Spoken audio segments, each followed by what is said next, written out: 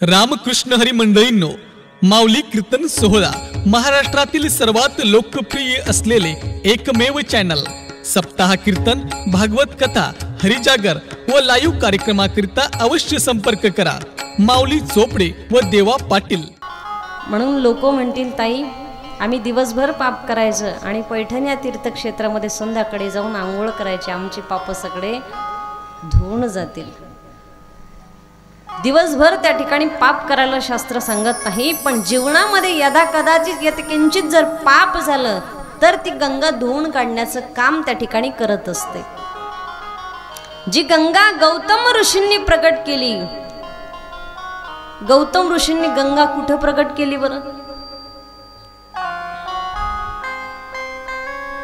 ब्रह्मगिरीला गेलात, त्र्यंबकेश्वरला गेलात, जी गोदावरी पैठण तीर्थक्षेत्रापर्यंत आली ती गंगा त्या ठिकाणी कुठे प्रगट झाली, कोणी प्रगट केली, कशा करता प्रगट झाली? गौतम ऋषींनी प्रगट केली, ती त्र्यंबकराज मधून प्रगट झाली। किती तपश्चर्या करावी लागली असेल गौतम ऋषींना की आकाशगंगा या भूतलावावर आणण्यासाठी गौतम ऋषींना फार त्या ठिकाणी तपश्चर्या करावी लागली। गोदावरी मैया आणण्यासाठी ही विशेष आहे आणि ही विशेष ठिकाणावरून जाते, पण ही ज्ञानरूपी गंगा इथे प्रत्येक माणसाच्या अंतःकरणामध्ये गेल्याशिवाय राहत नाही।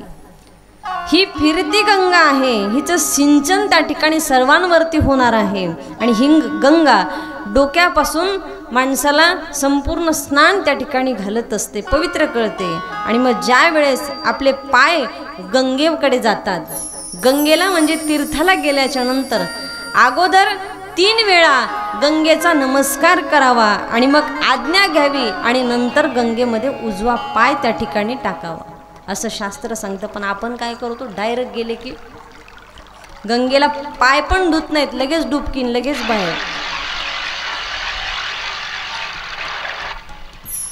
याला अर्थ नाही, म्हणून गंगेची आज्ञा घेतल्याशिवाय गंगेमध्ये प्रवेश करता येत नाही।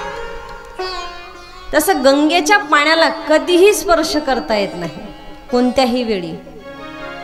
जसं तुम्ही नर्मदा मैयाला जर गेलात तर 8च्या नंतर तिथे स्पर्श करू देत नाहीत। ज्यांनी नर्मदा परिक्रमा केली असेल, नर्मदा मैयाचं स्नान केलं असेल, 8च्या नंतर तिथे गंगेला स्पर्शही करू देत नाहीत। गंगेचं फार त्या ठिकाणी महत्त्व सांगितलेलं आहे। आणि मग गंगेमध्ये स्नान केल्याच्या नंतर शरीर त्या ठिकाणी शुद्ध होत असतं। म्हणजे गंगा भगवान विष्णूच्या उजव्या अंगठ्यातून, चरण कमलातून निघते, भगवान शंकराच्या जटातून निघते आणि ब्रह्मदेवाच्या कमंडलूमधून निघते। हे 3 प्रकार गंगेचे सांगितले आहेत। आणि या गंगेने हे स्नान होईल, पण परत माणूस पाण्याने गंगेतल्या स्नान होईल, पण परत माणूस त्या ठिकाणी कोरडा होईल। पण ही शिवमहापुराण रूपी गंगा माणसाच्या अंतःकरणामध्ये, हृदयामध्ये जसं औषध घेतल्याच्या नंतर माणूस एकदम बरा होतो, तसं त्या ठिकाणी गंगा मैयाचं दर्शन घेतल्याच्या नंतर माणूस त्या ठिकाणी परम आणि पवित्र होत असतो। म्हणून गंगेसारखं तीर्थ आपण पैठण या तीर्थक्षेत्रामध्ये राहतो। गोदावरीचं दर्शन आपल्याला त्या ठिकाणी प्राप्त होतं। गोदावरी सारखी ही गंगा आहे।